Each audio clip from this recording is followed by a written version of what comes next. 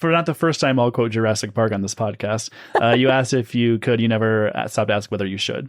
That is on one of our slides in Yes. one of our initial workshops. Absolutely.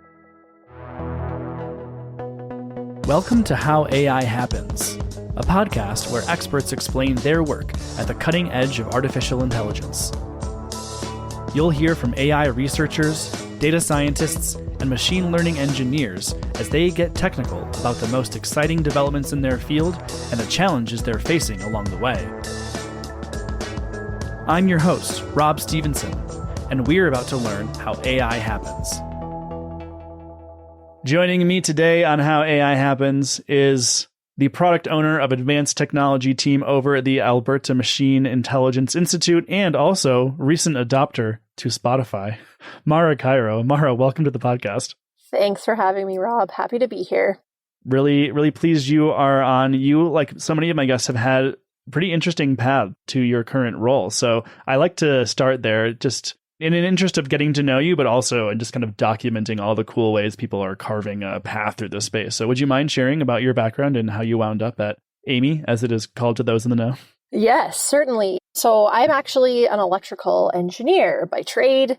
I went to the U of A and I specialized in the nano engineering option back in sort of 2010 when nanotechnology was all the rage, kind of the hype. It was really interesting to me. And so I spent about 10 years at like a fairly traditional engineering firm working on miniaturization of things. So working with companies who had a proof of concept and wanted to take it to commercialization, and we were helping them to kind of scale things down. So I spent about 10 years in a clean room working with some pretty cool equipment, having to gown up and protect the things that we're working on from ourselves because we're dirty and the things we're building are really, really small and can be destroyed by a little speck of dust. So I spent about 10 years in that field. And honestly, I was just kind of getting a little bit bored with like the hands-on lab work. I realized that I actually preferred the work outside of the lab in meeting rooms with teammates and clients and just kind of the bigger picture stuff. So that's when I started pursuing a project management designation, and I still at that company was moved into a more PM role, and then made the transition to Amii as a machine learning project manager about 3.5 years ago now. So I transitioned from a very like hardware kind of background to more AI and software, and specifically machine learning, which just by nature is managed differently than more traditional industries. So learned a lot along the way. And then somewhere during my time at Amii, I was moved into this product owner position. And so essentially I am now leading a team of machine learning scientists and project managers who are working with our various clients from industry, all hoping to adopt machine learning and apply it to their unique business problems. What do you mean when you say ML is managed differently? So I think the way that Amii approaches it definitely is we generally know the problem we want to solve. We know like kind of the end goal, but we don't necessarily know how we're going to get there. So it's harder for us to, at the start of a project, do a really detailed project plan or roadmap. So Amii has developed a machine learning project management tool called the MLPL. And really, it just allows for a lot more flexibility, iteration, and experimentation. And that goes, you start with the data and the business problem, and then you move on to the machine learning. But you might actually realize that the results you're getting don't really make sense. The ML model isn't super accurate, maybe because of the data, or maybe because you don't have the right business problem scoped out. So at any point, you can kind of go back one or two steps, and it may seem like you're starting over, but you're really just making sure that you get to the result that makes the most sense for the problem that you're trying to solve. So we just allow a lot more room for kind of iteration and experimentation and exploration, as opposed to a more traditional project management framework, which is really like, we're going to spend a week doing this, a week doing that, and then we're going to get to this end result. We allow for more flexibility in the whole development process. Okay, that makes sense.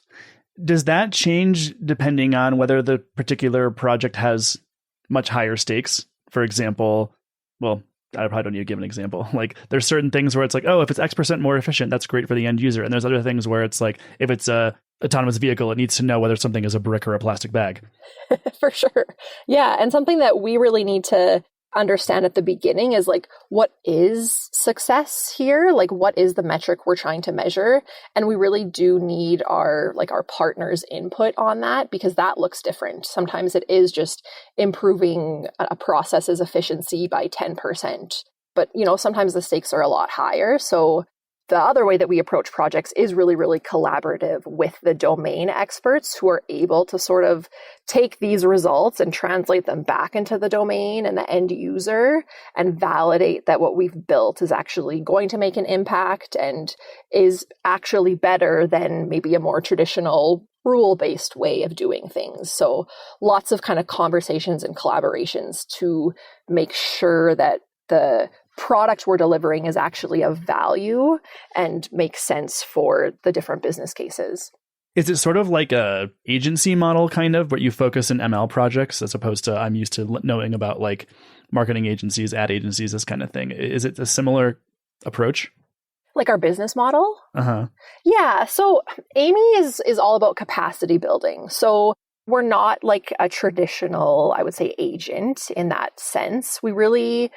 We're trying to educate and inform industry on how to do this work with Amii at first, but then without Amii at the end. Like we want to turn our industry, our partners, into AI companies who are capable of deploying and continuing to develop these products in the future, because we don't really see AI adoption as something that's like done in a project 12-month period type thing, and then you just like carry on. It's more of something that you're adopting. It's a tool you're adopting and something that needs to be maintained and explored and kind of carried forward. So Amii has different products and services designed to meet different clients' needs depending on where their maturity level is at. But all of our products and services are really designed with that capacity building in mind. So it's enabling our partners to see how we're doing things, learn from us, and then go on and do that work themselves in the future. In the early stages there, perhaps the discovery process, where do you begin to understand what folks need? What kind of questions do you ask and what are you looking for? Yeah, so we need to ask the right questions. That's one of the first things that we need to do, is to explore where the problems are.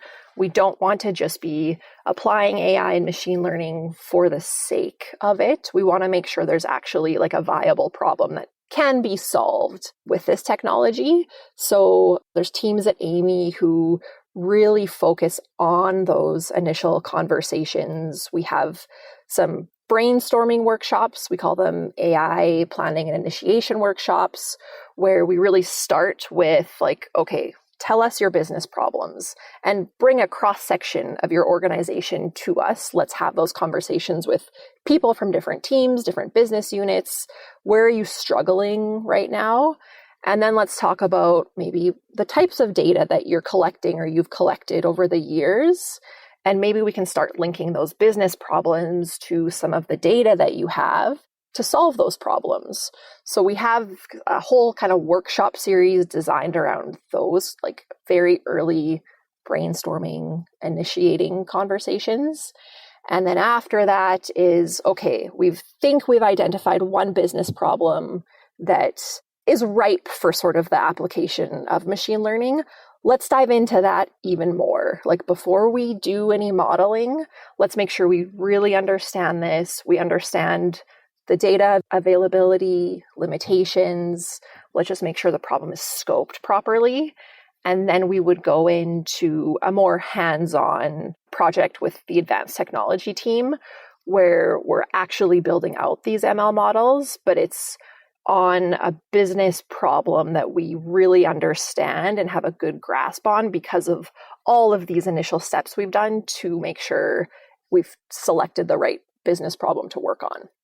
Selecting the right business problem is interesting because machine learning is this magic wand that particularly non-technical business units want to wave over something, Yep. right? And venture capitalists, et cetera. So it's kind of the opposite of this podcast to discuss when you would not use machine learning, but it could be valuable. Like, could you give an example maybe where you're like, hey, this is not an appropriate use for ML? And then we can change the title of this episode to how AI doesn't happen. I love that. Honestly, that's why we put so much effort into these beginning stages, is because we don't want to work on the wrong type of project. So I think there's lots of cases for that. Sometimes a problem or a solution is performing just fine with like a rule-based approach.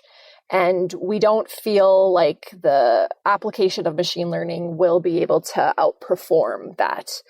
But sometimes the other thing with machine learning is it's not always super explainable.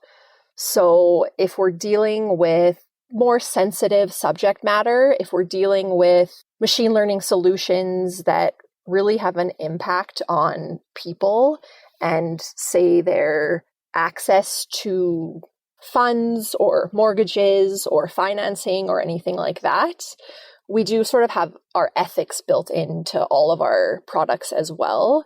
So if we're not comfortable with machine learning making a decision and a human not being in the loop, being in that decision-making process, we would also like turn that type of use case away.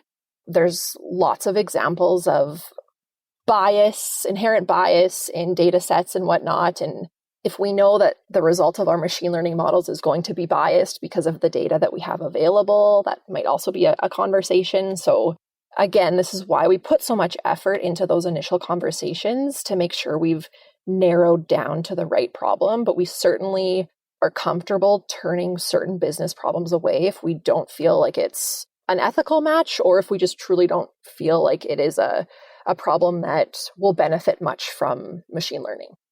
So it's less a matter of, oh, we can't use ML on this, and more a matter of we won't. For not the first time, I'll quote Jurassic Park on this podcast. You asked if you could, you never stopped to ask whether you should. That is on one of our slides in one of our like initial kind of workshops. Absolutely. Yeah.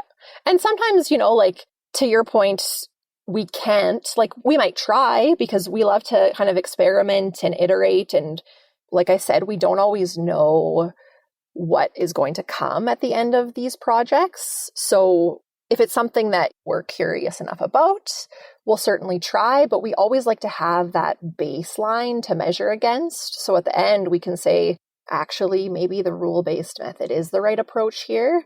But again, why we really encourage experimentation and exploration is because we don't always know what we'll get at the end. So if it passes what we are willing to do and what we want to do, we will kind of experiment and see if we can outperform some like more traditional approaches to problems.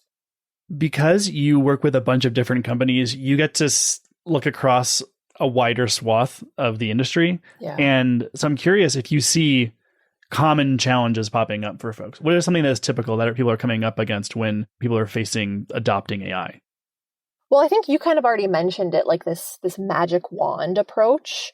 So the first thing that we want to tackle is that education and literacy piece. So making sure that industry is fully aware of what AI and machine learning actually are and what they aren't, and the types of problems you should apply them to, and maybe the types of problems you shouldn't. So we do a lot of work in that initial literacy piece. And then from there, it's the very common problem around data. So just, I think different people have different understanding of what good, clean data is. Obviously, not having data available can often be a roadblock with some of the machine learning approaches that we use. So we often spend lots of time, again, in those initial conversations, ensuring that the data is in a state that will be easy to kind of build models off of. And in that data, again, that piece around if you're trying to predict something, but you don't actually have any examples of it happening in the past, that gets really tricky as well. Because, machine learning is really just using historical data to make predictions in the future. And if you don't have that historical track of what you're trying to predict, like that can be complicated as well. So there's lots of questions around that like data readiness piece. I think another challenge we see is just industry not always understanding the skill sets required and the types of people that you need to do this work. Bigger machine learning and ML projects, they do require different skill sets coming to the table, especially when we're looking to kind of build something more state of the art and custom. I think oftentimes companies have maybe one data scientist that is tasked with doing all of the machine learning pipeline. And that might work for like fairly simple, more off-the-shelf models that they just want to implement. But when you're looking at building off of those and customizing your models and making something a little bit more state of the art, there are different skill sets that are required. Like data scientist is certainly one of them, but then who is like building the machine learning models? In our case, we have our machine learning scientists doing that work. And then when we talk about deployment, that's another skill set. That's maybe a machine learning engineer or a software developer. So there's lots of people that kind of need to be involved, as well as domain experts too, because ultimately we need that domain perspective to make sure that the models we're building actually make sense for, again, the problem that we're trying to solve. Other challenges, I guess, around strategy, if there isn't an understanding or a buy-in across an organization that's looking to adopt this technology, there can be lots of roadblocks there because you may need to ask for additional resources, additional tools and whatnot. So you do really need that buy-in. We see that obviously being a barrier in a lot of cases when it comes down to getting the right person to sign off on the project, but them just not really understanding the importance of this work or the implications of it. And again, having that similar mentality of exploration, it's harder to sometimes get that buy-in because we do want to be able to explore and experiment, and we don't necessarily know the accuracy of the model that we're going to deliver for anyone. So having them understand our approach is important as well. So that's just a couple of the challenges, but we do kind of have, again, in our products and services, ways to kind of mitigate those throughout the adoption cycle. Just a few of the challenges folks are in for, right? They're in for a world of hurt, it sounds like. I know it might sound bad, but obviously there's a ton of benefits and a lot of fun in this type of work as well.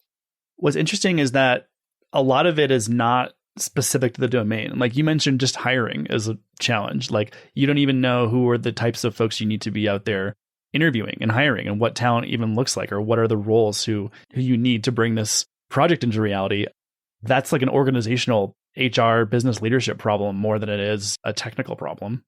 Absolutely. And especially if you're a company who's making their first hire in the machine learning space, and they don't even necessarily have the internal capacity to do that technical assessment.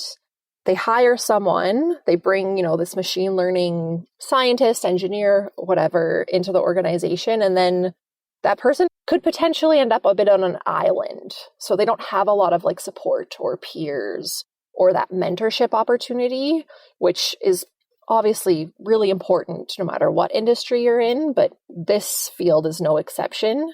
And one of the ways that Amii mitigates that is we'll actually help companies with their first hire, and we keep them as Amii employees for a time frame, working on our client's problem, but we have like a lot of that mentorship and support built into our day-to-day work. So that hire is receiving a lot of support throughout the way. And then at the end of a project with Amii, the client is then empowered to permanently hire this person who's been able to pick up a lot of the support and mentorship throughout the project with Amii. Interesting. So they're kind of getting the talent on a trial basis. They're seeing them execute on this project as an employee of Amii, and then they have this opportunity to maybe bring them on full-time afterward. It's like an agency to hire model. For sure, yeah. And it de-risks that first hire, right? So we don't do like standalone recruitment services. It's really all around a project and executing on that project and ultimately delivering something of value beyond the talent. But the work doesn't get done without the right talent. So that's obviously a really, really important piece of it. And more often than not, at the end of our projects, our clients are fully bought in. They've built those relationships with the talent. The talent has great context and understanding of their business and the problem. And it's an obvious next step, them hiring these people. Where are you finding those folks? Yeah, so we're pretty lucky. We have a pretty deep connection to the University of Alberta, which is sort of where Amii was born about 20 plus years ago. So we're still really connected to the research community at the U of A and the Department of Computer Science. And oftentimes the talent that we find are students of some of our Amii fellows. So these are the folks who have been really kind of paving the way for decades in the area of machine learning and reinforcement learning. And we want to bring the students that they're supervising into our projects with industry. So oftentimes we don't have to look too far for the talent, but we certainly do when we're recruiting for these opportunities. We cast a really wide net. We get hundreds of applications and, we're looking for ultimately the right person with the right skill set for whatever business problem industry we've sort of defined with our industry partners. So we're really lucky because we do have this kind of talent pipeline that's coming out of the U of A, and they're receiving world-class education from some of the founders of this technology. So that's kind of where we go as a starting point. Yeah, it is an excellent pipeline for sure. Do you think that the traditional university experience is still necessary for this career, or in this case, does it just kind of work out really well? Great question. So I come from an engineering background, which at least in Canada is like fairly heavily regulated. You need to have that undergrad degree. You need to register with a professional association and log a certain amount of hours, and it can be fairly restrictive. And what was really interesting for me when I made the transition from kind of a more engineering hardware background to the world of computer science and AI, I realized that not everyone comes from that really traditional background. And I think just the open nature of computer science is much different than the world of engineering that I was used to. So oftentimes the talent that we're finding, they don't come from that traditional background. A lot of them actually come from engineering or other fields, and they were introduced to machine learning because they had a problem that they were working on in their master's or their PhD, and machine learning actually ended up being the right tool for them to solve that problem.